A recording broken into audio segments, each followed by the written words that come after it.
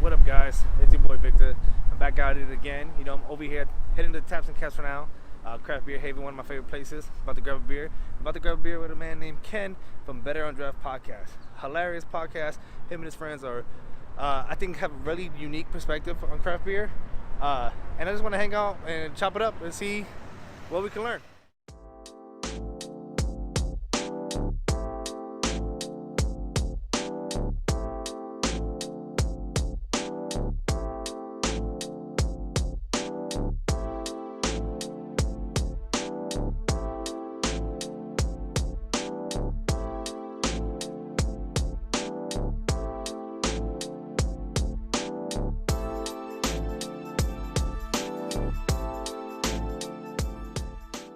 Salud. Thank you for coming on the podcast. Cheers. Cheers.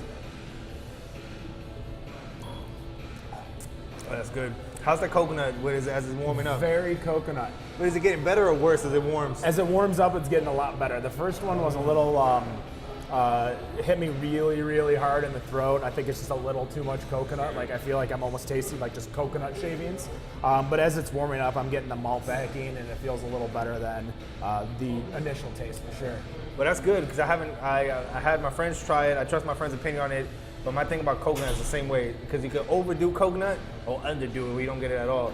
Yeah, I was just actually at the World Expo of Beer, and one of my favorite drinks there was a seltzer water from Smirnoff, which was a pina colada.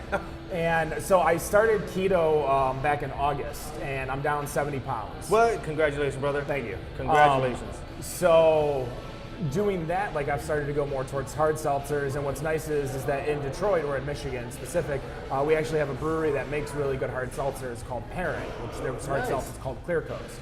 So I mix them with gin or vodka typically, but going to the World Expo of Beer, like, I tried Smirnoff's hard seltzer. Labatt had a hard seltzer. I can't think of the name of the company under Labatt that does it.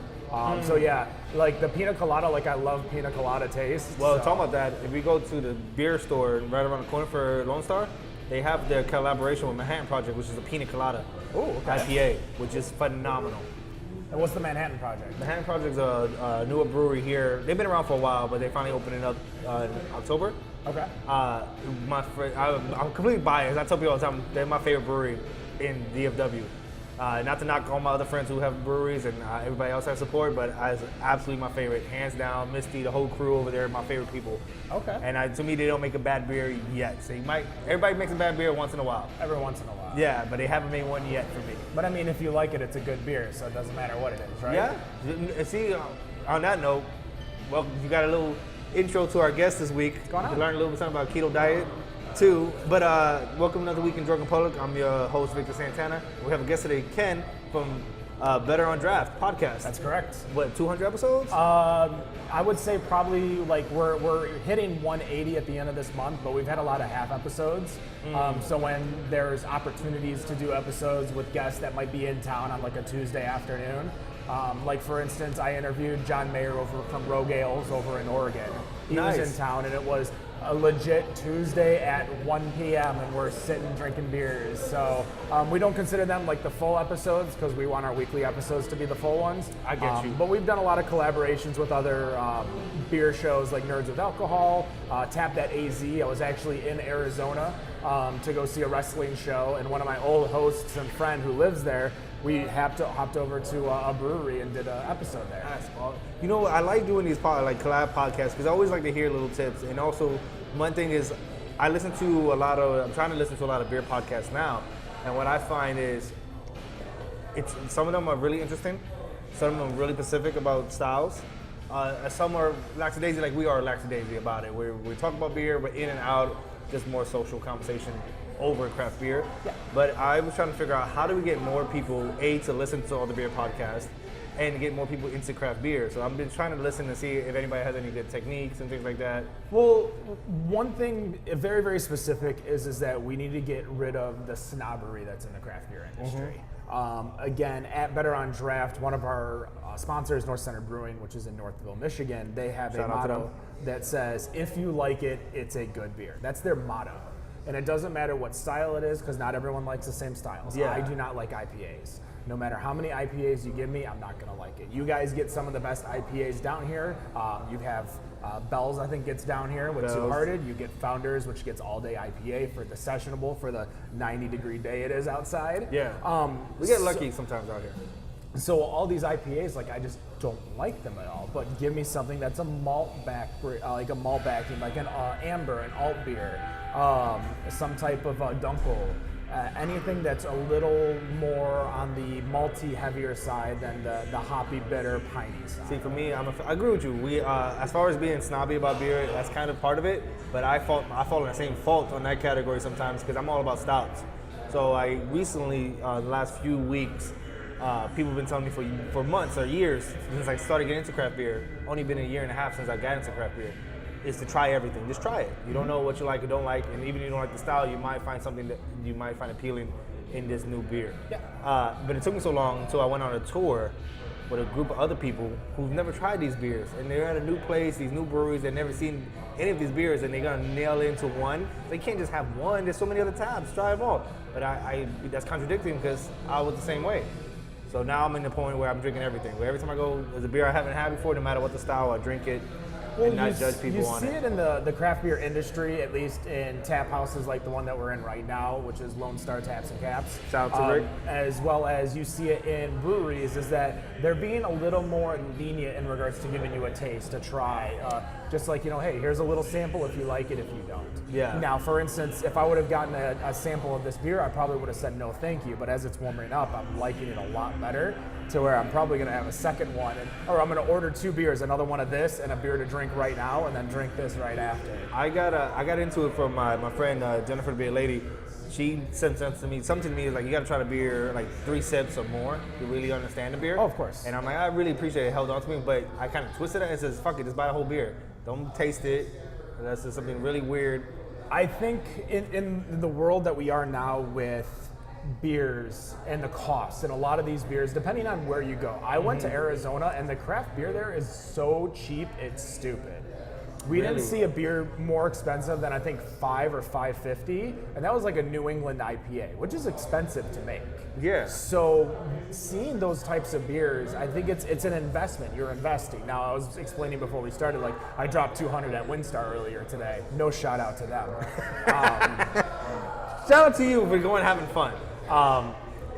That's an investment that you have to be willing to make, and a lot of people don't because everybody wants to stay true to what they like. And then you have the complete opposite of where I'm just going to try everything that's brand new, even if I like other things, and I'm just going to continuously try new things, which kind of shows what I'm concerned about in the craft beer industry is the disloyalty of the community.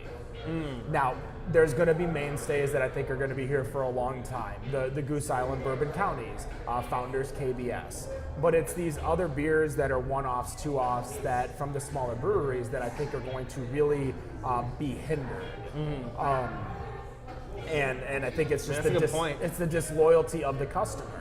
And the disloyalty of the customer has allowed for places like this, Lone Star Taps and Caps, to exist because you have, was it 40 About taps? 50 taps. About 50 taps? Well, 50 taps, but then some of them are cider and wine. Okay. Oh, that's perfectly fine. I love cider. I saw Mead up there. I saw Kill All the Gophers from Be Nectar, which is a meadery up in Ferndale, Michigan. Oh, nice. I didn't know that. Yep, that's right. That's right. My neck of the woods. We actually interviewed one of the girls on Saturday at the World Expo of Beer. Oh, that's awesome.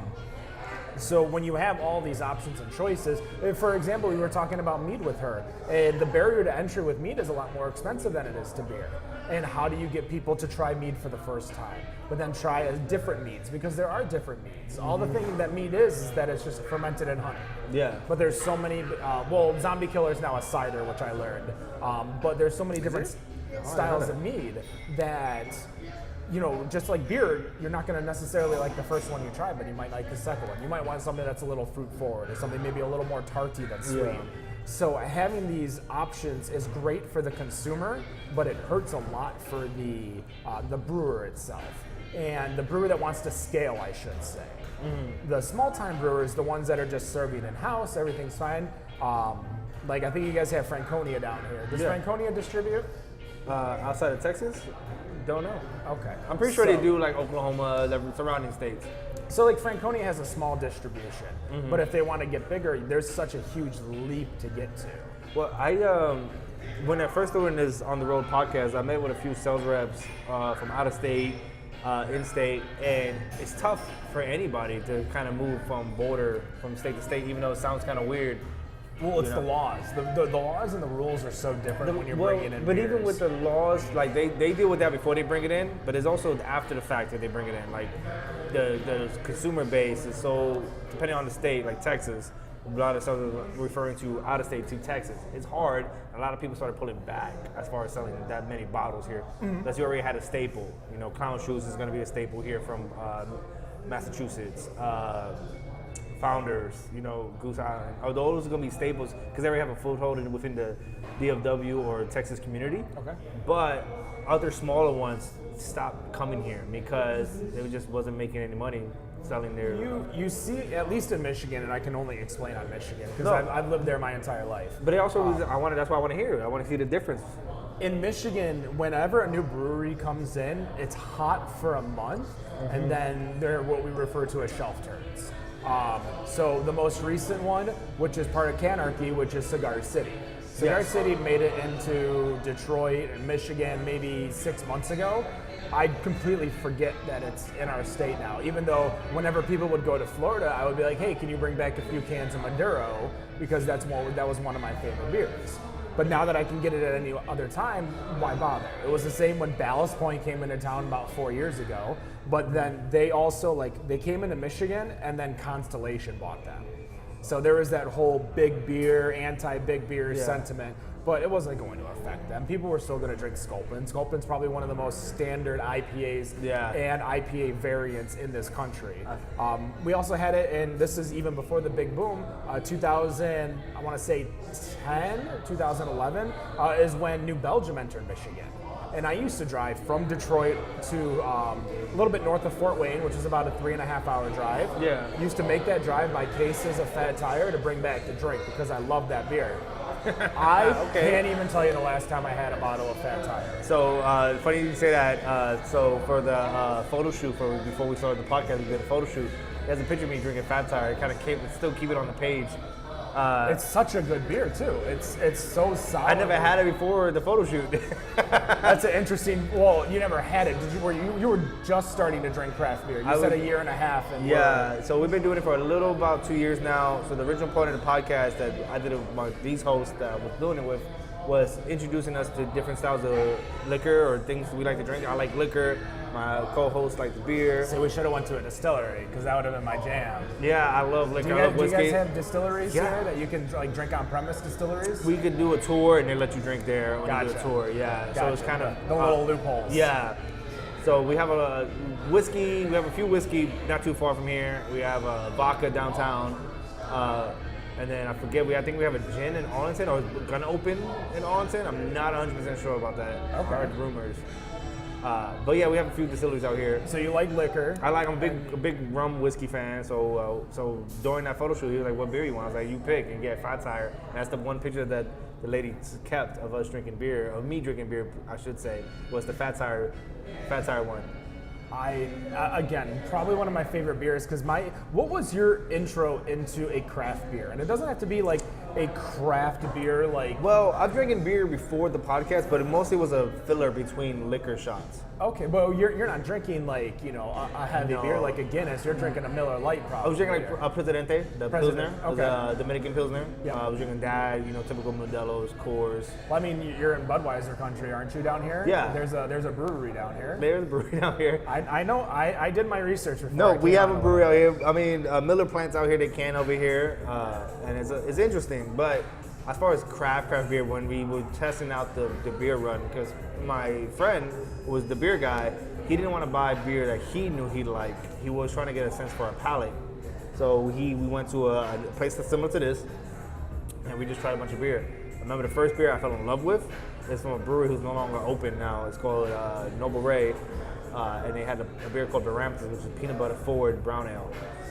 Oh, you're like breaking my heart right now because I love like brown ale. Browns and alts are like my go-to. Yeah. Like I looked at the list for a brown before I looked for anything They didn't have else. too many. They have a few weak ones that I saw there. No offense, if anybody looks at by the time you see this episode, the list would have changed anyway. Oh yeah. So, Well, I was in Greenville, South Carolina, and mind you, I'm an hour and a half from Charlotte and an hour and a half from Asheville. And have you ever been to either city? Charlotte. Okay. First, you need to make a trip to Asheville. One of the best walking cities for breweries. You can get to about 10 to 12 breweries within a 5-minute walk. No way. I was just super excited about New Mexico about that same thing, but not walking, driving. Yep. But, So I started at Wicked Weed. I went to the Funkatorium, and then I wound up ending at White Labs, which is a yeast cultivator. So if you Nice. talk to a lot of brewers and you mention White Labs, they know exactly who they are as a yeast cultivator. But what they've started to do is take in their yeast and brewing beers. So you get a lot of the same beer with different yeast strains for you to try. wow, yeah. So for me, I love alt beers, but I mean, could you even name one alt beer off the top of your No. head? Exactly. Not even So to save my life right now. It's a weird style. It's a old German style. Alt beer is basically old beer. That's what it stands for. So Alaskan Amber. Have you ever had that or no? Yeah. Okay. That's an alt beer. Fun fact. I had it in Vancouver. So they had 2 alt beers because they had 2 different yeast strains. Now, mind you, by the time I got there, I was 3 sheets to the fucking wind, eating a giant plate of poutine. And I'm like, all right, whatever. Have Poutine up there? Poutine, yeah. Oh, I thought Poutine, like the New Orleans meat sausage that they have with rice. No, poutine. French fries, gravy, and cheese curds. And then okay. usually a lot of it's like brisket or pulled pork on top. So, Okay. Yeah, it can be a full meal if you want it to be. It sounds like a full meal right there. It's delicious. It's a Canadian delicacy. So at least in Detroit, where I literally live a half mile to Canada. So I am closer to Canada than any other city in this country. No way. Yeah. So I look outside my like laundry window on one of the top floors. I could see the water in between Detroit. I could see Caesars Windsor. So I haven't gotten a chance to really try Canada's craft beer scene, which Windsor's is starting to build up a little bit. Okay. The problem with Windsor is that Canadian drinking age is 19. Windsor is not only a college town, but anyone that lives in Detroit and Metro Detroit, they have a passport and they're going there on their 19 from 19 to 21 to drink. Yeah, so it's a shit show of a place. It's always a shit show, which is why I just stick to the casino when I feel so old when I say that. Like, you kids. No, so it's funny. I have a friend of mine. We were just doing a vlogging episode. When I moved here, I was 19, going on 20. I lived in a college town, or I lived near a college town in Denton County, called Fry Street. Like it's Denton City, but Fry Street was this main street that all the college kids drink. Okay. Now he wanted us to go back there. Last time I went back to that city, to that drinking area. I was 21, 22 years old. Last time I went, and I went again when I was 28, and I just seemed like stepped a foot into the environment. I was like, nah. I hear stupid conversations everywhere. I can't handle it. I'm just hearing kids thinking they know what they're talking about, don't know anything they're talking about. I was like, I can't hear it, can't do it. That's the sound of growing up and becoming jaded. Like, get out of college. In college, you ain't jaded yet. The world has not shit on you that as hard as it does as. Well, I mean, I think you're my age. You might be a 30. You're 2 years younger than me. But we, as not even millennials, but we are in that age to where we grew up. And while we were in middle school, 9/11 happened. Yep. We trying to buy a house during the giant downfall of the entire industry. Yeah. Like all of these things culminated after each other. The current, did you go to school at all? Mm-hmm. Where'd you go to school? So I went to SMU for half a semester. I went to community college for half a semester, and then I just quit. That's fair. But I partied, so instead of me going to college, I partied in every college city here in Texas. See, I went backwards. Like I tried school, it wasn't for me, so I just partied at all like Michigan State, University so of you kinda Michigan. did what I did, yeah. And then I went back when I was probably 26, 27, is when I went back and got my degree. When you start maturing up a little bit. Yeah. Like, well, everything was online, so I was able to like manage my own schedule. Because my problem is I couldn't get to like, you need to be here from 7 to 11. No, I don't want to be at a class for 4 hours. For me, coming from New York City to here, I've never had people buy me drinks constantly. So everybody was buying me drinks, guys, girls. They just want to hear different stories from New York City at the time. Mind you, this was almost 10 years ago. was not too many young New Yorkers here within the DFW area. It was the older New Yorkers, people with families and stuff like that, but never. You will rarely find us meet up. And then I met a few fake New Yorkers. I'm like, oh shit, what part of the city you from? They mentioned off the city. I was like, did they say like Buffalo? No, some people said, once they met me, they were like, nah, I'm from upstate. I'm like, okay, you're not from New York. Get out of here. So that sounds like a lot of people that's the kind of stuff that would happen within Detroit. Like I grew up in a very affluent area of Michigan called Troy. Okay, yeah. But I've never been there, heard of it. Yeah, there's a Daimler Chrysler headquarters, there's a Delphi headquarters, there's a lot of major company headquarters in Detroit, in Troy. So I wound up moving to Detroit about 5 years ago. And the reason for that is that with my job, I was doing a lot of driving. I was doing about 30,000 miles a year. So God damn, it's a lot, bro. Yeah, but every major freeway that I was near, like I was able to get on, and leaving the city as opposed to going through the city when I needed to go somewhere made things a lot easier. So the only logical sense was to move into Detroit.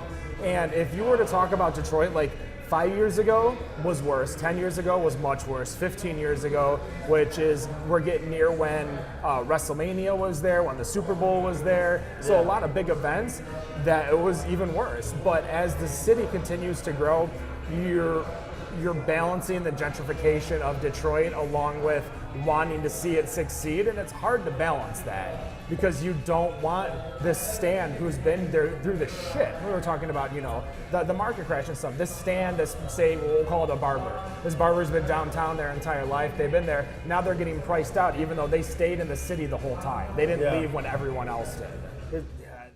Hard thing to see, but you see it all the time. It's gonna happen. I think maybe that's why I drink. Like I think of all these things, and I'm like, oh man, I need another sip of beer. But we're here to talk about beer, not the gentrification of Detroit. But sure. it's an interesting thing. But that's part of our life, and that's part of Drunken Public talking on influence. We talk about everything. Well, yeah, because I mean, if I were to sit down, because I'm the kind of friendly guy where if we were both sitting up at the bar, you would be like, oh, you're from New York or you're from Detroit, and we'd start asking each other, about this type of information while we're sharing a beer. Yeah. I didn't even ask what beer did you just slam? Oh, this was an IPA. It's a new, hazy IPA from Celestial, one of the newer breweries here. Haven't made a year yet. I think, to my opinion, from one being the younger ones, they make some really good hitters. I like their stouts more than I like their IPAs, but they make some really good IPAs. What do you think? Are you guys getting hit with the New England IPA bug down here? Yeah, a lot. It's bad. One of my hand project I was just talking about, they put a poll up like 6 months ago. It was like, okay, we want to make a new beer. What do you guys want? Another hazy IPA or a dip? I forgot the other style, but it was an interesting style, and they never made it before or not produced it for mass production yet. And they're like hazy. Everybody's hazy. The general population hazy. For people in the craft beer community, a little tired of it, but. We were actually, so it was not this last year, but just the year before, we did an online voting contest on the Better On Draft Facebook page, and we put up Which you should follow. Yes. Link right there. Follow. Right here. So right above your head, pop, bam. Got it. So with that, we had 16 head-to-head that were in distro from the state of Michigan. And not like variants of the same brewery, like in distro. And you had to be not only in distro, but available, because the winning brewery, what we did was we bought a keg and we gave it away. Nice. So you had to be in distro and available at this date range. So some people couldn't do it, which is fair. We had other people were like, oh, why didn't you include this brewery? I'm like, well, they never responded to me, and I want to buy a keg of their beer. Not my fault. Yeah. So we had this tiny brewery, which I love them to death. They're in St. Clair Shores, called Baffin. They actually won 2 online polls of ours prior, and they won this one against Old Nation, which Old Nation is like the explosion of New England IPA in Michigan. So they have a beer called M43. And they have so many different beers. So like this beer, and we actually did their double New England, which was called Boss Tweed, was in our contest. That's a bad. Wait, first of all, you gotta give props to that. That's a badass name. That is a badass name. So they lost to Boss Tweed, and we wound up saying screw it. We bought a keg of each, and we're like, you know what? If you're upset that they lost a contest, 1, that's your fault for not voting, and 2, why don't you come? And we did it at one of our old sponsors. Everybody got a pint of each.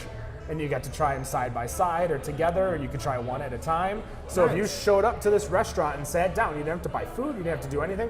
we asked everyone to tip, but we also threw $100 to Just the in staff. case, because people are shitty sometimes. People don't tip on free stuff. Yeah. So we're like, we threw 100, but we always do that for our keg parties. Like we actually have an upcoming keg party in June for a brewery called Brewery 424. June. It's Father's Day weekend. That's Saturday. That Saturday. Father's Day weekend. We'll put the date. It's the 14th, I believe. So they won a contest, and you want to talk about like small town brewery that had such a huge following. People were tagging each other, and we don't do like, click a poll, because I don't trust those polls. Yeah. People can go incognito mode and all these other things. Fake accounts. Exactly. So all I do is that we do use the Facebook like system. So like do the haha emoji if you like this one, or the love emoji if you like this one. That's pretty good. Yeah, So yeah. you can't, unless you have multiple Facebook accounts, and at that point, whatever. I give up. Yeah. So we do that, and they had almost 1,000 votes every single week of just, and mind you, small town brewery there's 370 breweries in Michigan right now. Small town brewery that, Goddamn lot. yeah, if you go, and I'm gonna definitely plug this one, mibeermap.com. MyBeerMap.com. Yep, it shows you every single brewery that's open, opening, or closed. But we also break down the ones that are distro facilities only, so you don't accidentally show up trying to drink. Because if you go to like a keg and bottle maker or a brewing facility and they don't have a tap system, They're like, hey, you gotta get out of here, son. they're like, what are you doing here? That's good to know. But I think we have we're lucky in Texas. No, I'm lying. We do have about 300 overall plus, maybe. Don't quote me on that. This is 300-ish. Maybe you guys need to buy txbeermap.com. we need to buy that. But it's but imagine how big Texas is compared Yeah. to Michigan. And let's spread that out to the 5 major cities. You got Dallas, DFW area. Then you have Houston, Austin. Austin, San Antonio, and then we got the El Paso in there. That's the 5 big ones, and everybody else between. So I know we have 300 plus, or close to it. But it's all spread out. So spread out. I'll definitely show you the map when we go get refills in a Let's second. get refills. On that note, let's take a quick break. We're gonna get some refills. So on that note, let's talk about your podcast. Yeah. So I know you ran a little bit of a different podcast before, and then you started this one up. Yes, so the website's still up. You can go check it out. It's called Radio Influence. So I started a podcasting company called Radio Under the Influence, RUI. Okay. And from there, we shortened it to Radio Influence because I think it just rolled really right off the tongue.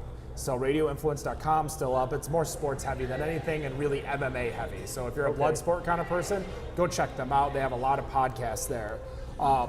From there, after about 4 years of running that, I was running a show on there, my own show called 40 Ounce Fridays. Yeah, I still love the name. That's probably the best name I've heard of a podcast in a while. So in regards to 40 Ounce Fridays, we would talk beer, wrestling, and MMA. That was like our shtick. Like we started with wrestling, went to MMA, and started, we would always be drinking. Like me and my friend Dan, we just drank all the time. Like wherever we'd be doing, we'd be drinking. We go bowling, we'd be drinking. We go to a brewery, we'd be drinking. We'd be at home, we'd be drinking. So him and I would just always drink like beer together.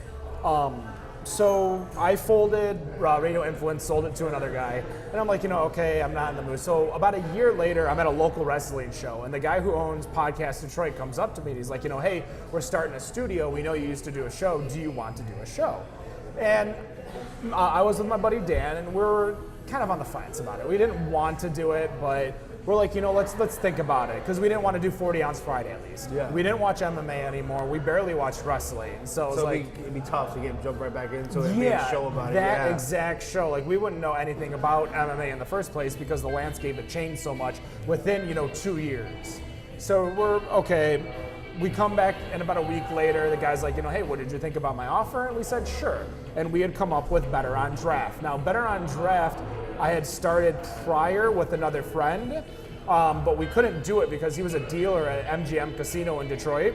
So we were getting hammered at like 2 p.m. on a Wednesday. Yeah, it's not good. No, not at all. Not good for the liver. Not good for the marriage, as you can see. Well, that wasn't the reason. I'm much happier. It's her. Yes, much happier. But no, it's not the thing that a man or a husband, a person should do. So we were drinking. Like at one point, we did a taste test to see if we could see the difference between a 4-day-old bottle of Two Hearted from Bell's or a 4-week-old. because somebody was complaining online that 4 weeks was too old for an IPA. Bullshit. And out of 6 people that day, because we recorded at my friend's house, we had 6 people over. Nobody could find the one new bottle. So we had 3 old and 1 new, and you had to find the new one. Nobody could figure it out. I'd say we should have at least had 1, but Not really, because in my opinion, it's all about how it's kept that really affects it more than the actual date. we bought it from the same store. No, not you. I'm talking about the One person. in front of each other. No, I'm not saying you. I know. I'm giving you the heads up of like this how is you what guys we did it? Yeah. So the store knew about it, so they kept one in the cooler in the back. You know, who wants to hide a old good IPA? beer. Yeah. Well, Two Hearted's like sells like water up there. It's everywhere available. So when he hit a 6-pack for us, then the new 6-pack came, he called me, he's like, hey, we got it. I'm like, all right, we're recording today. So doing that kind of stuff we couldn't do on like weekdays. So we came up with Friday nights, 7 o'clock, and our first interview was with the president of the Michigan Brewers Guild. Nice. So he is a brewer over at Rochester Mills Brewing over in Rochester Hills, Michigan. And it just kind of kicked off. We had sponsors right away. They loved our idea, loved our thoughts, and wanted to hop on. And since then, I mean, we're on episode, so by the time this comes out, you said in 2 weeks, so 180 should be out. And Oh, wow. that would be with Rusted Crow, which is a distillery in Michigan, in Detroit. So we've been bringing on wineries, cideries, distilleries. I actually, since we talked about Bee Nectar, wanted you to take a sample of the mead. Oh, So this is Kill All the Gophers from Bee Nectar. There we go. So it's a pun on Caddyshack. There we go. This thing just smells dangerous. So they have multiple variants of this mead too, but this is probably one of the most not sought out, but well available meads. So your guests that are listening that are into Dallas or fans that are outside of Dallas, it's very, very easy for them to find bottles or at least get bottles because you can order it. It was 40 something. We got a 6.2% ABV. So yeah, Okay, it's you a can pear smell mead. it. You can smell it, but you don't feel it No. at all. But it's a very interesting mead because it's not too sweet at all. No, I think the peaches as well as the lemon kind of like the tartness of the lemon and then the peach kind of brings down any type of honey sweetness, like a sugary sweet. But then it's not too tart either because I've had the other way too, which is Oh, yeah. I don't want my lips to pucker. Like a warhead. Yeah, because I don't like sours. But I think this is a beautiful combination because you got the. It smells, first of all, it smells delicious. Then you have what I feel in my opinion. Oh, excuse me, I hit the mic. What I feel in my opinion is I get the sweet coming first, and in the midst of the sweet, I have the sour gently come through to cut the sweet off, and then fades gently towards the back of my tongue. It's so That is delicious. Probably one of my favorites. They also have one called the Dude's Rug, which is a play on The Big Lebowski. I like these names. And then Zombie Killer, which is their cherry sizer, which is kind of like a half mead, half cider. Okay. They realized that mead is a lot harder to get into states than cider is. So they actually redid their entire recipe for Zombie Killer a couple of years ago so that they could distro it a lot faster in other places. Because there's, again, different rules in regards to crossing mead, because mead has different laws than cider, than beer, than wine. Well, I thought, for me, for my minimum understanding, correct me, cider falls under wine, which wine is easier to distro. So in the TTB world, so like the US category, yes, it does.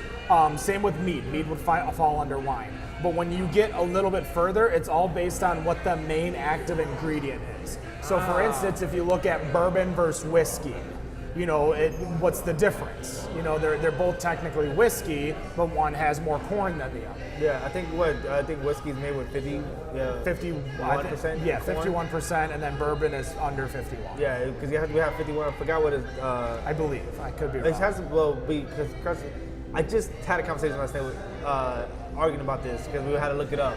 Because the reason why Scotch is different from everything, all the same thing. Scotch has to be made over in Scotland. It has to be made in Scotland. It has to be, but it also has to be barreled a certain way. Same thing with Champagne has to be made in Champagne, France. Yeah, Like but, there are so many rules for names. So you have it's considered a sizer, I believe, which is basically a mead cider. If they had, I believe Dana, the girl from Be Nectar, the Mead Fairy, as she calls herself, The Mead Fairy, that's a good name. told us it's basically as if like a cider and a mead had a baby. That's what it is. But again, they needed the apples to be 51% or whatever to allow it to be distroed a lot easier. So sure, yeah, under the TTB, it's considered under a winemaker's license. And in Michigan, it's considered a winemaker. But other states have different laws in regards to importing these types of beers because you can look at malternatives or malt liquor type beers versus beers. Like your standard craft beers. Everyone has different rules, laws, and regulations. And with the footprint that they're trying to get, they have to go into the states that might not necessarily have the best laws in regards to importing. I know, now this is from a biased standpoint. I think Texas has the weirdest ones that I get, but I'm also here, so I don't hear all the other weird laws. But I think Texas is pretty tough. Utah's pretty tough. Yeah, Utah is tough, which is crazy because they have Epic over there, Yeah. which makes some of the biggest beers out there. That's why they brew out of Denver. Yep. To help compensate from being from Utah. Yeah, because Utah still has a 3-2 law. Yeah. In regards to Michigan, the only major rules, which I think is kind of standard across the country, is that you can't sell an alcoholic product for less than what it was cost to be made. Yeah. Meaning you can't have free. Michigan also has laws in regards to festivals to where they can't have all-you-can-drink festivals. So everything has to be tokened, and each drink has to have a certain token cost. So for instance, if I go to a beer festival in Indiana or I go to GABF in Denver, it's all you can drink with the price of admission. Whereas if I go to the Michigan Brewers Guild Festival, I get 15 tokens and then I have to buy more tokens if I want more beer. But technically, it's all you can drink because you just got to buy more tokens. Yes, but it's not all inclusive. Yeah. That's the difference. Yes, it's all you can drink, but it's not all inclusive. Like you have to pay attention. You can't do it from Jump Street. Like, okay, I'm gonna pay $100 for this ticket because I'm gonna drink all day. Yeah. You can't sell it that way. Now at the Brewers Guild festivals, which Michigan has 4 of them a year, extra tokens are 50 cents. So if I told you a flight was $3, you would be buying flights everywhere for 6 tasters. Tokens. That's interesting. Why you guys have 4? Because we have 1 a year here. So we have one in Detroit, we have one in Grand Rapids, so that's the east side of the state and the west side of the state. Nice. We then have the summer one, which is in Ypsilanti, which is Ann Arbor, basically, so U of M, so right in the center of the state. And then we also have one in Marquette, which is in the Upper Peninsula, which is about a 8 to 9 hour drive from Detroit.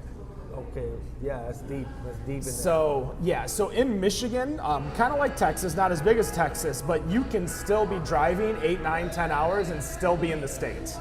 That's how big our state is. And the only point of connection from the UP is either through Wisconsin or through we have the Mackinac Bridge, which is the big bridge, pretty much right at the tip of the middle finger if you hold your hand up and try to figure out where you are in Michigan. I like that. I like that reference.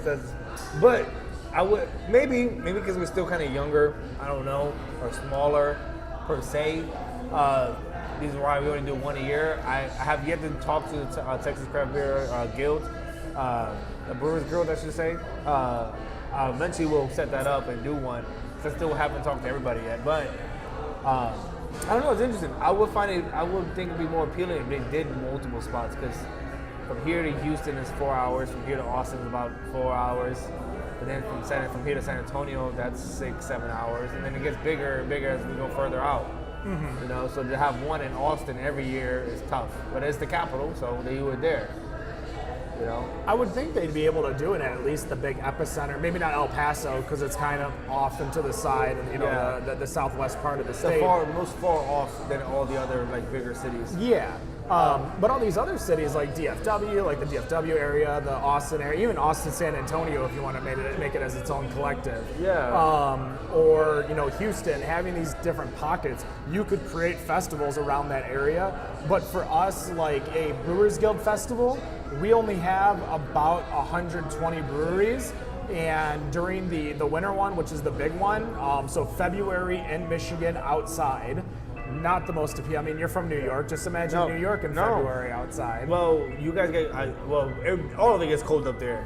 I always say I say I know New York cold, which is different from like Denver, Michigan, you know. So Grand Rapids has the lake effect. So that giant Lake Michigan brings a lot of cold, a lot of snow, and a lot of rain. It's really so rough. it's a really interesting cold over there. But they usually have about 1,100 to 1,200 beers available at that festival. See, the Texas one is in September, I believe. I will correct myself if I'm wrong, but I think it's in September. Okay. September, October time frame is the Texas one in Austin, and it's in Austin, so it's coolish. Still kind of springy, warm fall weather for us. We don't really have much of a winter here. Yeah, I come every year. I actually come to Dallas. Nice. I go to QuakeCon because id Software is based out of Dallas, Texas. So I would come every August. Like I'll be back here actually in 2 months, 2.5 months in July for QuakeCon. And what's nice is that we stay inside at the convention center. Yeah, you have to. You die. And sorry. what's great is that you guys actually have something that we just started getting, and that's alcohol delivery. Yeah. Because you have Drizzly down here, plus I think a few other companies do alcohol delivery. Shipped just started it like 6 months ago. And it's still a pain in the ass to get alcohol or good alcohol. Like, you can't get good. You're getting whatever's at Meyer, which isn't a bad choice, but... I mean, if you don't want to drive, fine. Yeah. Like, if I'm having a party and I want to go, but I know I'm, already passed out, like, drunk, or I don't want to leave everyone here by themselves. Yeah. Like, we're not going to do DUI because we don't drink and drive on this podcast. No, you might spill your beer. Yeah, exactly. So we take a lift. My friend tells me that joke all the time. Never drink and drive because you might spill your beer. I used to always, do you drink when you watch TV, or? It depends. Okay. I've kind of cut out all drinking at home. I usually don't drink by myself. Okay. So if I'm home by myself, I typically 99% of the time I don't drink. What if you're capping off a night when you're out drinking with friends, you come home and you're feeling a little buzz, and you're like, yeah, I'll have one more while I'm home. After you've lifted home. I'm already at that state, why not, Depends also how I feel. Because if I cut myself off, I'm going downhill fast. I'm like, if I make it home, I'm dizzy, I'm like, oh, I made it just in time. Going down, my poor dog. I always, at least for the show, if there's a big show, so we have, do you guys get Griffin Claw down here? I think they're Michigan only. I don't think so. That name does not sound familiar whatsoever. So with Griffin Claw, they do a almost kind of like Goose Island. They have a Black Friday release called Flying Buffalo. Okay. And we had Griffin Claw on Black Friday, and they brought all 8 Flying Buffaloes. So think these are 14 to 15% beers. They're coming in 16-ounce cans, and 4 of us did that plus some. Some more. And that was the first time I've ever, like, all right, I got, not the first time, but like that was one of the times I'm like, man, I got to Uber home, like, because I reached a point, and I think you realize it, like, if I have any more sips, we're over. And we're done. I'm going down. And that was at, mind you, my show starts at 7 Eastern. That was at like 7:45 is when I had that.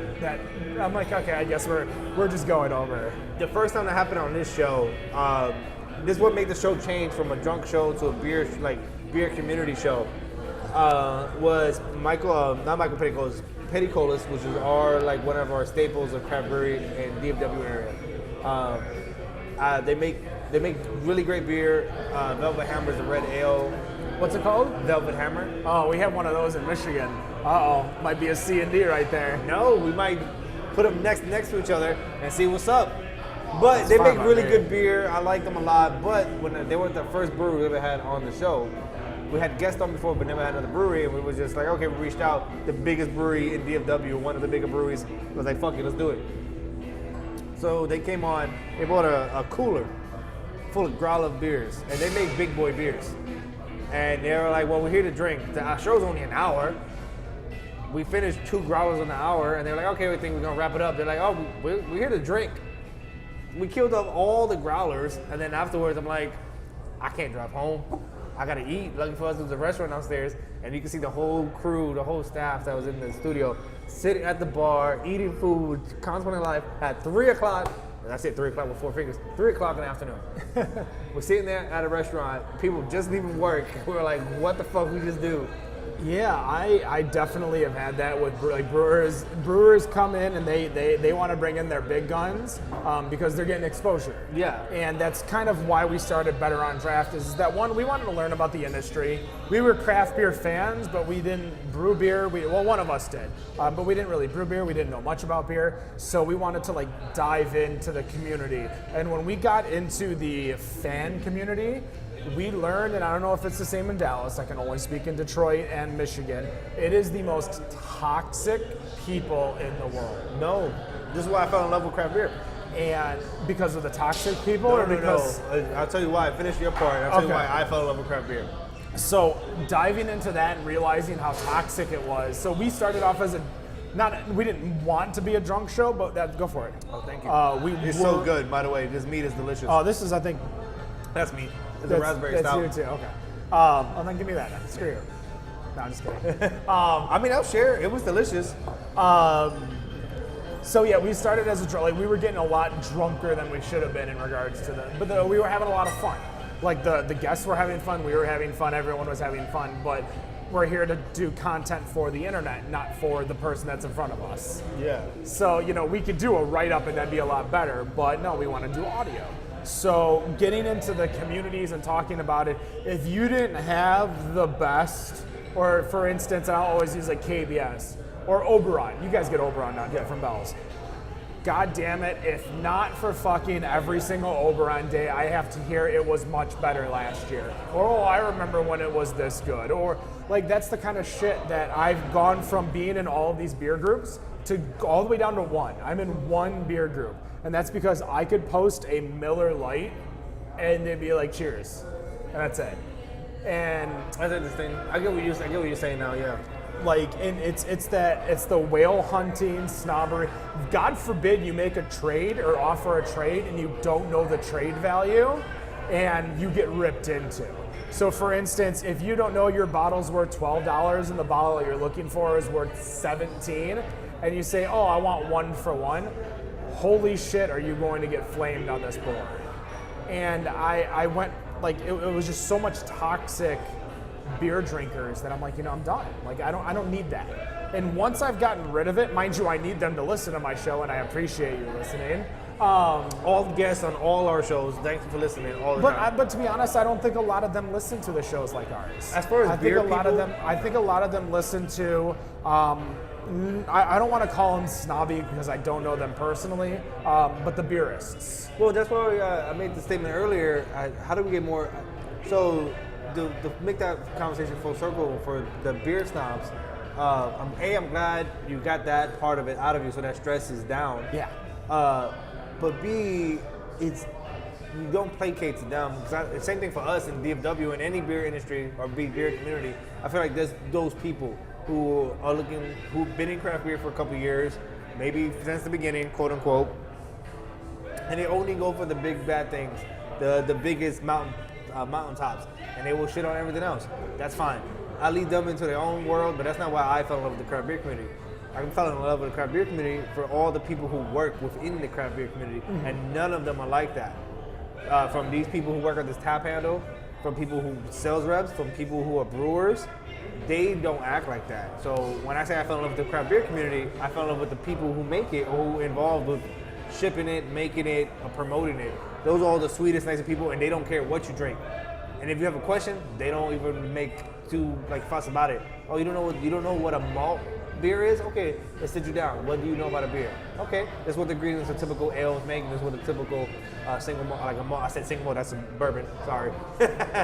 A malt beer basis, and they have conversations with you. That's what I fell in love with. As far as the snobbiness, you can't worry about that. No, and there's plenty of shows for people that want that. And again, like if you listen to, say, Tap That AZ, or you listen to Cheers Charlotte, lot more casual kind of conversation like we're having, conversations like you have. Like for us, we're very casual, but we bring in Unibrew, we bring in Rogue Ales, Founders, Bell's, New Belgium, Great Lakes Brewing. We bring in a lot of big guns, but the whole goal is, one, to tell a story.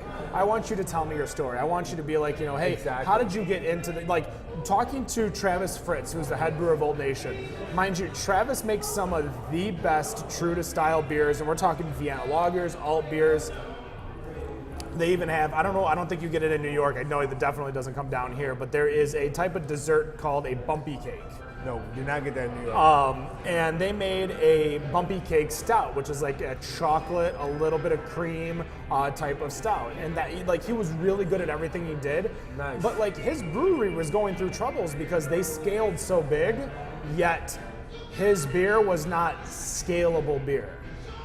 A Vienna lager is not something that you're going to sell tons of. It's an IPA. Yeah. It's a regular stout, not a pastry stout, as we call. Pastry stouts are huge now, but It's also expensive on the brewer side. 100%. But again, in regards to what is selling, what is it? So he took a chance on this beer called M43, and if you get a chance to have it, it is a beer, I wish I brought one just for you to try. I think when I come back in July, I'm going to call you and I'm going to bring you a fresh M43, and you're just going to be able to have it.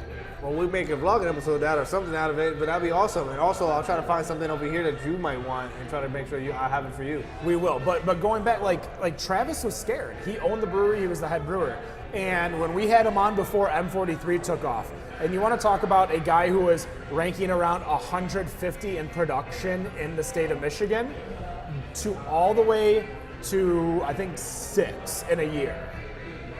So he had been open for years. That is and a massive jump. Now, mind you, 1-2 is always going to be Bell's Founders. 3-4-5 is going to be Atwater, New Holland, which you guys get down here, and Arcadia, which is a big distro within the state because they make a lot of easy entry beers. Okay. So Atwater, Arcadia, really easy entry, true to not true to style, but easy drink. If you I don't drink craft beer. All right, well let me give you an Atwater Purple Gang Pils. You might like that a lot more than. It might ease you into it. Exactly. And then they get Double Decadent, which is a sweet brown ale. They have all these great beers to try, but it's not I'm gonna go search for it anywhere I go. No, it is what it is, and it's what the industry needs is those entry level beers. Exactly. Yeah. They need, and that's why I'm always everyone hates it. Big beer, I don't give two shits. Leinenkugel has its place in our entire world because Shandy's is what people will drink to then realize, Bud, Miller, Coors are not my 3 options. Or, we're down here, so Modelo, Corona. Yeah, Modelo, Corona, a little more. Dos Equis. So you have all these other options. So we need your Leinenkugel. We need the Crafties. We need Killian's Irish Red. We need Shock Top. We need beers that are mass-produced by major companies that aren't regular. Budweiser 1886 or whatever that amber is. I liked it. Don't judge me. I've been on this podcast drinking the Bud Light Orange that they released last year. How was that? It was very orangey, but it's better than anything else they had on Bud Light level. I do really appreciate a well-made beer, and that's what I feel like craft beer is. So if you get someone who says, I'm not into craft beer, you have to give them some entry levels. You can't A, write them off, B, give them the biggest and baddest hitters in craft beer because that's going to be such a big deep dive into it. Well, you guys have here from Founders, Backwoods Bastard. That's not something you can give someone right off the bat. No, but Founders also has Green Zebra up here, which is something you could, which is their watermelon goza. Yeah, depending on the person, you might go something with sweet. I just saw Key Lime Pie pop through here. That's also really easy drinking beer. Does it have a beer flavor? Of course, it's a beer, but it's an ale that has kind of a sweet back to it. So someone who's not into craft beer, you drink something like that, they like sweet drinks, they might sip on that and be like, okay, I might like craft beer, maybe the sweeter side of it. You gotta know A, your audience, and B, don't knock anybody for what they do. And that's, you could knock the big guys. I've been told how much I suck, ABI's cock. I don't know if this is a R-rated. We got one that we can do. No. But that's the thing is that because I could sit here and tell you one of the best made beers in the world is Budweiser. And it's not because it is the best beer, the best tasting beer, or anything like that, because between the 8 or 10 breweries I think they have within the state, wherever you get a Budweiser, it tastes the same. You know who made that point for me? There's a brewery here called Legal Draft. Now I knocked them for not having the greatest beers, and that's my fault for saying that. But talking to the owner, doing a tour with the owner, and picking his brain about the plan that he had for himself and his company, you get to realize he was trying to make a profit like everybody else is, but as quick as possible. So he took a note from Budweiser and the bigger boys. It says, because he was like, if you go to Budweiser anywhere around the world, they make beer.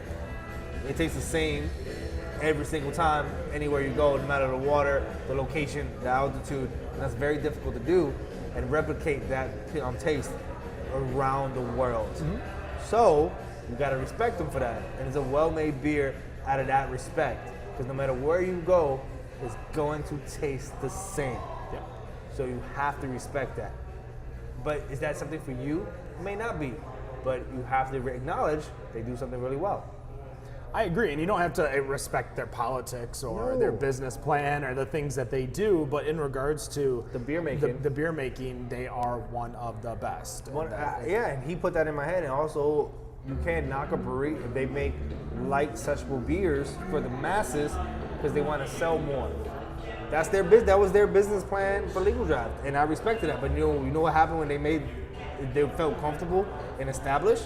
They started barrel aging beers. They started showing what they could really do versus the easy drinking beers. I think you have to have, like, it's hard to take a full-on lineup of beers and stick to being either all sessionable or all heavy beers. Like, for instance, I chatted with and I believe it's Lumber Barons out in Michigan, and none of their beers were over 6%. But I've also had Hoppin' Frog out of Ohio in studio. None of the beers are under 6%. So you have one brewery, nothing's over 6, one brewery, nothing's under 6. And like Hoppin' Frog, I don't think you guys get Hoppin' Frog. I haven't heard that name before. So they have their Doris and their Taurus, which is their double oatmeal raisin imperial stout, I believe. You have me at raisin. What's that? Oatmeal raisin. So they have these high, heavy-hitting beers to where we say 6%. Most of their beer, like their shandies were at 6%. That's impressive. It's their other beers that are at 8, 10, 12, 14. One of the few times that I've ever been drunk off one bottle was like their double pumpkin ale. Pumpkin ales, oh man. I hate pumpkin ale. I love them and hate them at the same time because a lot of people do it bad, but I like the trend because some of the, in my opinion, the better breweries do it well. Better is subjective, by the way. Like what I think is better doesn't mean it's right or wrong. It's just subjective. So it's my taste buds. I'm like, oh, I really like Martin House Pumpkin Ale. But if someone who's listened to your show enough, they're gonna understand your palate because you've said the beers you like, the beers you don't like. Like for instance, if I sat down and I drank a Bell's Too Hard and I said, I don't like it, nobody's gonna be offended because they're like, well, 1, you're an idiot, and 2, it's an IPA. Well, what I've learned, what I have to meeting and doing a brewery, I don't know if you're the same way, but meeting these people and being part of the community, I learned to respect how hard it is, because this is the reason why I don't homebrew or attempt to say I'm a brew beer one day, because I've seen the process and it's absolute shit. I do not want to be involved in that process. Have you brewed a beer before? I have never brewed a beer. I've seen the process, and I may do it for a show one day, but as far as like desire to make one, never. I've seen it done. I see it's all they think. It's not easy on a small scale. It's manageable, but it's not easy. And then I've seen it on a massive scale, and that's a shit ton of work. And I respect it, I'm acknowledge it, and I'm acknowledge that they're working hard. So for me, what I will always differ, I will always try to be honest to people who listen to me. While I'm blogging or doing the podcast, I will always tell them, if it's a well-made beer, it's a well-made beer. But I'll tell you what I don't like about the beer and what I do appreciate about the beer.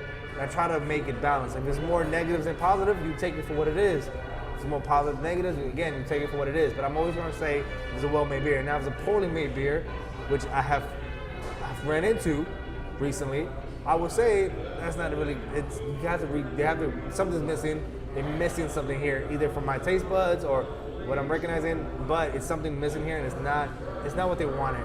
It's off flavors, something, I don't know. Do you rate beers? I used to. I don't do it anymore. I don't rate beers. I do a beer journal whenever I'm on Untapped. So when we drink on our show, I rate them like I write notes. If I'm home, I'll write notes. But you that's about go it. further than me. Yeah. So for Untapped, we just check into the beers that we have just so we can keep track of what we've had. We don't put any rating. And then for me, like I have a 3-level scale of rating. I have a 5 if I like it, a 4 if I want to try it again, and a no rating if I don't like it. The reason for that is that one, that I don't make the mistake, especially if it's an expensive beer, that I don't buy that beer again or try it unless I'm looking at it like, yeah, maybe I want to try it again.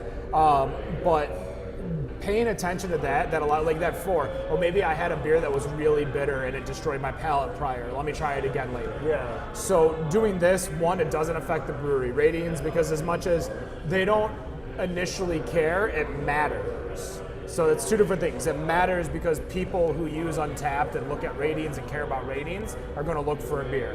Whereas it doesn't matter what you or I vote because one, the aggregate's going to not skew too much, but two, it's one of those things to where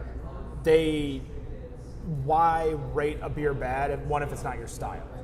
And that's my biggest component with people who rate beers because they don't like the style. But sorry. Well, no. If you look at beer ratings and stuff, like, oh, I give you a half, and it's I'm not a fan of IPAs, but you're rating a beer a half a point. So they care because it matters, but they don't care what people say too much because they've sat down with every single Joe Schmo who sat at the table who has brewed a home brew once in their life, and they know everything about brewing. So they just listen and go. But what I had learned from a brewer is that the brewers have a page that they can get all their negative reviews in a line and see all their terrible, like, funny reviews. I did not know that. Neither did I until January. So, and you can steal this idea for down here, but we'll use it up in Detroit. We're going to do brewers read mean reviews and have brewers show up at the next festival we go to, and with like 3 or 4 reviews they want to read out loud and do like the Jimmy Fallon. Mean tweets. Jimmy Kimmel, reads mean tweets. Oh, they're the same person at this point. I don't know about that. I mean, one was on SNL, one was on The Man Show. Yeah, who was better at The Man Show? No, I'm playing. I like The Man Show. The Man Show with Adam Carolla, and then it was Doug Stanhope. Whatever happened to him? He had his own show, or had his own show on Netflix. I don't know what happened. Did he? Yeah. Because Adam Carolla obviously is still doing Dr. Drew, I think, stuff. Yeah. Jimmy Kimmel, obviously. Joe Rogan, who was the third of the 4 hosts. Yeah. I think he's doing something about podcasts. I've never heard of Joe Rogan before. I've heard of Joe Rogan Experience. I think it's a different guy, though. But no, I think Doug Stanhope, he's still doing stand-up comedy. Because he has he was just here in Dallas not too long ago. This stupid suit, he wears these baggy suits, is so ugly. But I don't know, but he's still doing the thing. I don't know if I'm confusing from Adam Carolla, who had a show on Netflix. Okay. Then Doug Stanhope just doing his stand-up and had a podcast. What do you listen to when you're not listening to beer podcasts? Well, I'm trying to make myself listen to beer podcasts because we had like a quick snippet earlier.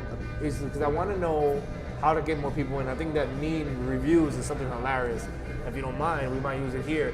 Go for it. We don't have it trademarked. I know, but we work out a deal. Like, not a deal, but we work it out with you guys and see, like, because I think it's funny. I want the point of this show. It's I like the beer community, so I want to highlight the beer community as much as possible. B, I want to get more people to discover beer. Like, I ran into beer. Like, this show was just accidental. It grew to be accidental. So how can I get more people to get into it? Has to be funny, has to be entertaining. It's tough. I'm not that entertaining as a person, but I need to try to figure out how to do it. And I need more people to do beer podcasts that's entertaining. Well, I mean, entertaining shows, obviously. Better on Draft, betterondraft.com, Spotify, iTunes. Links in the description. Nope, not up there that time. No, we could pop up the episode I just watched, put that right there. There you go. That's probably the Odd Side episode right up there. And then, that was the Mother's Day. Oh, the Odd Side. That would be the most recent one. That's Odd right. Side, yeah. Do you guys get Odd Side down here? I want to say yes, because I've seen them at a few bottle shares, but I don't know if it's because it's at a bottle share or because we get it down here. None of their beers are too like heavy duty, like bottle share beers, I would say. Well, because we get there's 3 main big public bottle shares here. There's multiple little private ones that people do that only like kid in groups and stuff like that. But as far as here at DFW, we have 3 or 4 big name guys we try to include people who into craft beer, mid-level people, and brand new people to get people into the community. So those are the bottle shares that you might get some ones that like, oh, that's not a really big boy beer, but person A, you don't know, and we don't shame nobody, so everybody's welcome, whatever you can bring. That's the one thing, at least with the people that I've surrounded myself in bottle shares, like I brought beer and I was really worried, like I think you talked about on your the last show that I listened to, which was the I Don't Know beer. Yeah, like Alan, a great beer guy. Yeah, the first time I went to a major bottle share, I went to a Kentucky Derby party, which we had a 6-year vert of KBS. So, mind you, we're all doing bottle shares along with the main prize, which is the 6-year vert KBS. Yeah.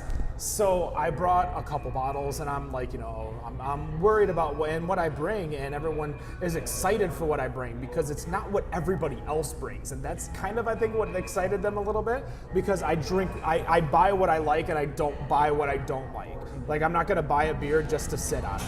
Like, I've had brewers on here, and they're like, when we brew a beer, we want you to drink it. No, same here. If people are weird, I try to be like that weird guy to sit on a beer. Like, I don't like the style, but I'm gonna sit on it and age it and see if I like it later on. The only time I'm ever gonna age is because it's my last one and I don't necessarily want to drink it just yet. Like, I have a beer that I love, and anytime somebody goes to Florida, I always make sure they get it because it sits right on the shelf in Florida. It's called I'm So Excited, I'm So Scared from Funky Buddha. It's a reference to the Funky Buddha. It's the caffeine episode of Saved by the Bell. It's a reference to that. So I was thinking Fluffy. No, not Gabriel Iglesias. So it's I'm So Excited, I'm So Scared by Funky Buddha. Probably one of the best beers that I've ever had. So I have one bottle left, but like I brought out a bottle. I went to a friend's house it was the Kentucky Derby this year. Different friend, different thing. So his wife loves No Rules from Parent.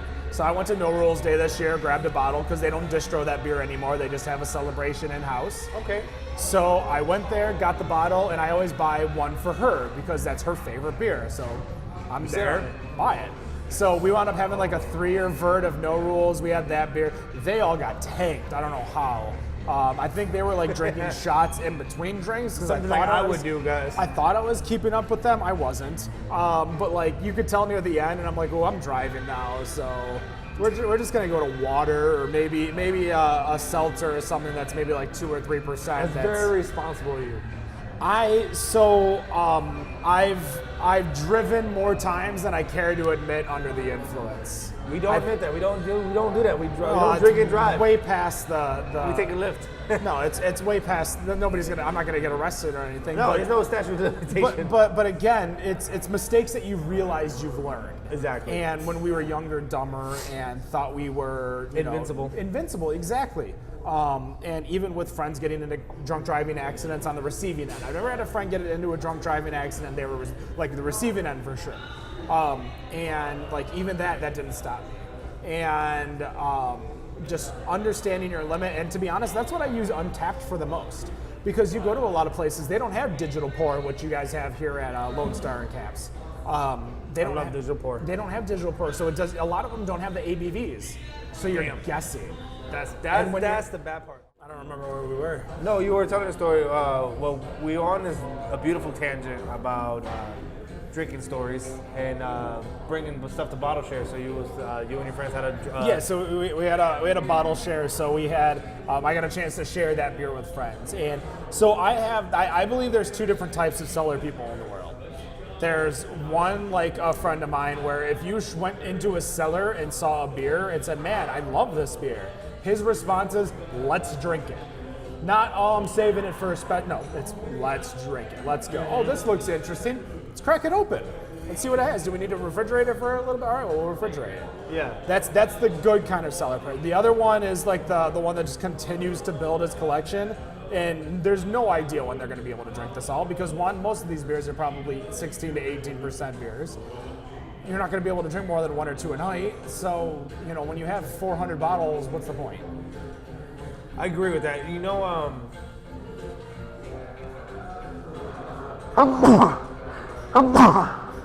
Sorry about that.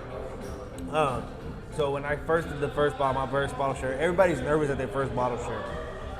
it would be private or big public one. Regardless of what the level it is, you're always nervous. Like, is this beer good enough to bring?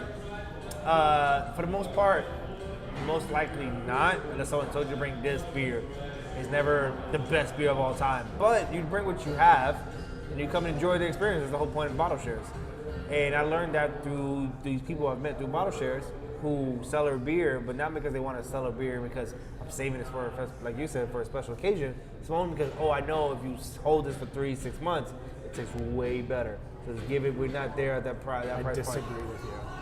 You 100% disagree. Well, in my opinion, whatever beer, I'm gonna trust a beer person who will tell me about it, but I'm willing to drink whatever.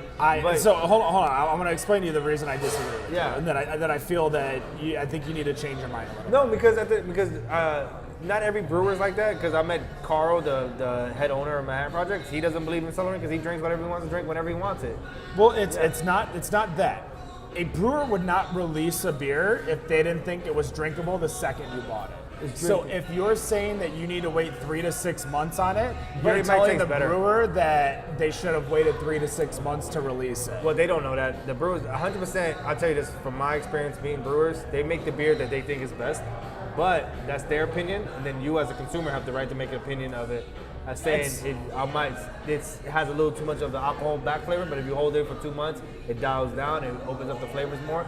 You as a consumer have the right to say whatever. That's true, but as depends also on the style we're talking about. I'm talking. Well, yeah, we're not like putting away like IPAs. No, I'm talking like barley wines, higher ABV alcohol-based beers. I still, if a beer is released, it's meant to be drank that day. Period. Not meant to be held, not meant to be held to lower the heat. I agree to that to an extent, to the point of I'm trusting the brewer. If he's giving it to me to drink it, I'm gonna drink it. I'm gonna trust him. But you as a consumer, let's say we had a barley one that you bought 6 months ago. It's like, I've been saving it for 6 months because right at the 6 month part, I feel like it opens up the flavors more. Let's take your opinion on that. Because A, I haven't tried it yet. B, your flavor profile is different from even the guy who's making it. But that's, again, the brewer is making it that's how he wants the beer to taste. Yeah. So if you want to change it, you want to age it, you want to do anything like that, that's your prerogative and you have the authority to do so. But you also, brewers, but it's like saying the brewers don't make bad beers then, because they brew to their taste. They make a beer, you have the right to say it's not good beer. I agree. Now, at least for Better on Draft, like we are 100% honest. Like we will tell someone we don't like your beer. And now we won't say your beer sucks. Well, that's why I think I changed. Yeah, that's why I said earlier, where my opinion changed. I stopped saying beers suck versus there's some off flavors and trying to be more understanding. Well, it's not even not off flavors as much as it's not to my palate or not to my liking, not to my style. It's not my style, but you can. So I don't like it doesn't mean it's bad. It just means I don't like it. Mm-hmm. And I think a lot of people that listen to Better on Draft, the guests that come in, they understand because they've all listened. Usually they listen to a couple episodes before they come in. If they've never listened before, they're like, this makes a lot of sense because you are, this is your flavor. So if I don't like an IPA but everybody else does, it's probably a good IPA. But if I'm telling you your brown ale isn't good, there's something wrong with your brown ale. I feel you. That's where I think we're agreeing, but kind of having a small disconnect. Where I'm the same way. I'm a big stout proponent, so I'm very particular about my stouts, and that's where I feel comfortable judging the most. Everything else, like Gozas, the IPAs, I'm not a fan of, but I can tell you, this is a well-made beer. I can tell you where you're going with it, but for me, not for me, or I won't buy it. But it's a well-made beer. I will always try to critique things honestly. Oh yeah, like I know Two Hearted is a well-made beer, but I'll never drink it again. That's completely fine. I'm probably in the same boat with you because I'm not a big fan of IPAs. But I would say, again, because I'm not a fan of it, I have the right to say I'm not a fan of it. Yeah. Even though the brewer made it to where he suggested is the best style that he could make, or what he was intending for. Same thing with aging. If you choose, you're saying that the beer the guy was making, if you enjoy it, but you enjoy it more 6 months from now, it's your own palate. I'm not saying it's not the best. I'm not saying you're right and he's wrong. I'm not saying that. I'm just saying, but you as a consumer can make that subjective observation. So you've been doing this for 40, how many episodes? 40? I think we got over 100 episodes, but Drunken Public's only 40. Okay.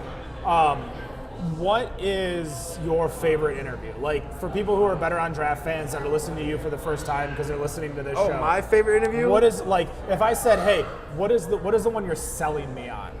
Because you got to have one you're going to sell me. Yeah, as far as like who we are as a show and the concept, and my favorite, It could also be the best content you've had. The best content, anything with Manhattan Project. So like episode 34, I believe it is, with Misty, his wife, who runs all the social media and runs all the planning, and Carl was a phenomenal podcast. If you want to go deep into our archive, where we just called Dallas Beer Talk, the first brewers we ever had on was Petty Colas, which you could see how brutally honest I was, and it was not critiquing anything. I was just saying it's not for me. I enjoy that. It's funny. It's very hard to listen to as far as like beer consuming stuff. I'm just like, nah, get this out of here. It's not for me. But those are that one. Dallas Beer Talk. Dallas Beer Squad. That was a fun episode. I think those are the ones I had the most fun with, the most fun editing, because there's so many jokes that we had going back and forth, and I enjoy it. And that thing represents the show. That's because it's very casual. I want to introduce you to these people who make beer or support the community. You know, I always tell the brewers when I talk to them about coming on, I'm not a beer reviewer. So I think you said that's going to do it for us. I hate to cut the show. Well, when I want to wrap it up, I usually ask an ending question. Yeah. I try to end it to my guests. And so someone like you, that's similar on my end of the beer podcast game. Yeah. I always try to ask, for Texas, what do you like to see the craft community grow to or change? For you, it would be Michigan. Like, what do you like to see it grow to or change? So this is what I want to see, and this is what I hope to see, because this is what I think will save what we call like the potential craft beer bubble. I want to see more breweries, but I want them to replace the local dive bars. Yes. So making, having the capability of bringing in either making your own lagers, because obviously that's a bigger pain, or bringing in lagers, the nice easier drinks, maybe a Pilsner or a Kolsch or a Czech. But making these small, going into business to stay in business, make a profit, but not going in to sell to ABI. Going in to make a profit, stay solvent, selling your beer, your food, and that's what I want to see within our community. So yeah, sure, we're at 7,500, 7,600 breweries in the country. I want to see 5 figures, but I want people to be more cognizant of their growth and simply grow to a level of only 90 to 100 barrels a year, and that's it. I mean, that's poetic. It's beautiful. Similar. I don't want to reference another podcaster while you're here, but I know nothing about beer. Kind of said the same thing. But he did it. The history of why beer in Europe is different from beer here. They got away from the family market. If you have more brewers, especially local brewers, you can drink, and usually 90% of them are family friendly. I have yet to find one on a consistent basis that is not family friendly. We have a couple up in Michigan, but not on a consistent basis. There's always few.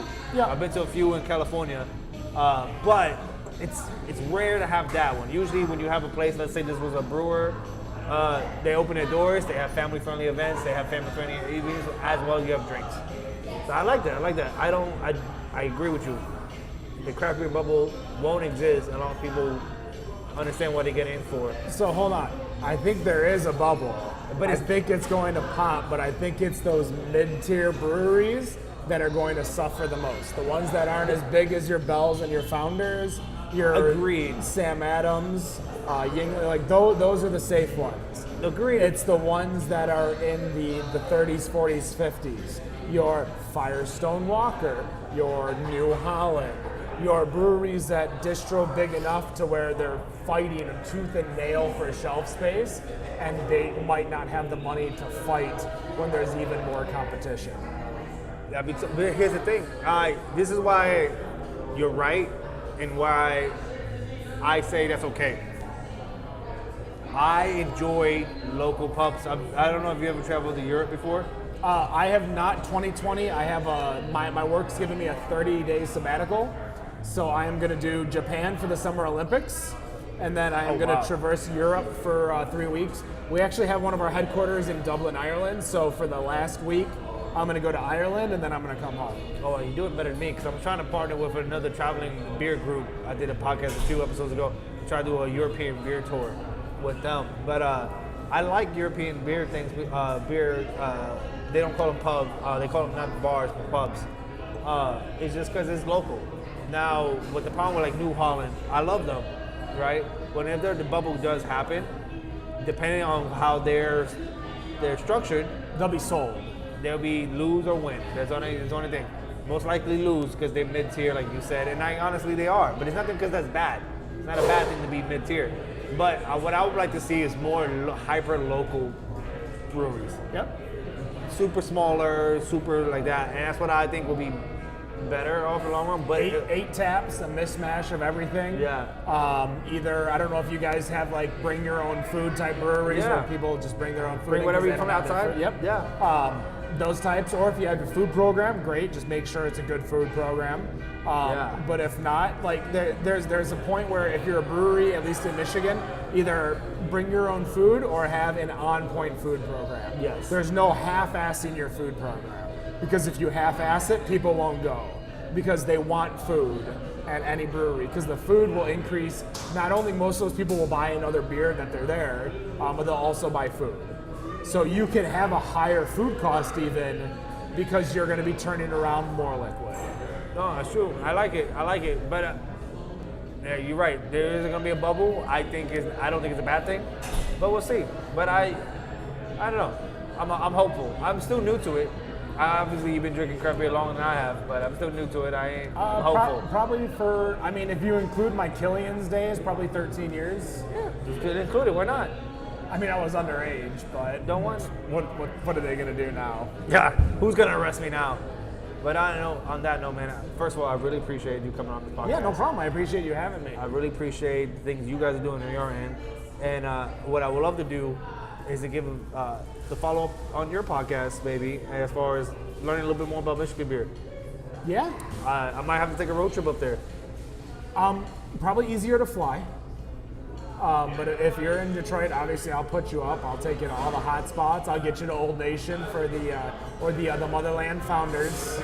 We go to Founders. I love it. Yep, that's only so in Detroit, which is on the east side of the state. To get all the way to Founders, there's one like a mile and a half from my house, but the main brewer is about 2.5 hours away. But on that drive down 96, there's about 50 breweries we can hit. Damn. So I learned, we did our first road trip, we did the 96 corridor, and we realized that even in this little area that we were, like a 10-mile strip, we not missed, but we could only have so many, 15 brewers. Just in this little 10-mile strip. I wish I was here. I wish I was here in Dallas. So, yep, that's I all look the way forward to from Detroit to Grand Rapids. But I tell you what, come during the festival weekend. So we got 4 of them, so you have 4 choices. So we got Founders, or Grand Rapids in February, Ann Arbor in July, the UP in September, which is fucking beautiful, and then Detroit in October. So usually there's football during that time. So I have a lot of friends that are coming up because it's the University of Michigan Notre Dame game that weekend, which is a huge weekend. It's a massive weekend, so I probably won't be there that weekend. A lot. Well, so Detroit and Ann Arbor is an hour away almost. So if you're in Detroit, a lot of people they'll be at the Friday part of the festival because the festival's 2 days long. So they'll be at the Friday night festival and not the Saturday festival. Because the game. Yep. But Michigan fan, I would assume. Absolutely not. Spartan fan? Nope. No, that's Michigan, yeah. I mean, Spartan's still Michigan State. Michigan's the Wolverines. I'm an ACC fan. Okay. It's all about the U. Okay. I mean, big up to you. Big shots. On that note, on that beautiful note, we got more videos coming soon.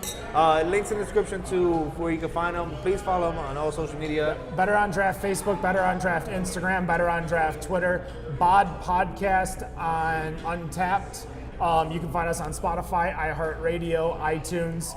We have 2 different streams on iTunes. We have our archive, which has all of our old episodes, and then a regular one, which has all of our up-to-date episodes. So definitely check out both of them. And betterondraft.com. These guys are definitely fancier than me, so definitely support them, watch them. Also, support Taps on Caps. Follow him on all social media. You can see this beautiful background. It has Texas, has all the information on Louisville right here. It says Louisville Party Online. These are hops right here, different parts of the hops. So Taps on Caps is awesome. Follow them, please. On that note, guys, don't drink and drive. Take a lift. Peace. Thank you, sir.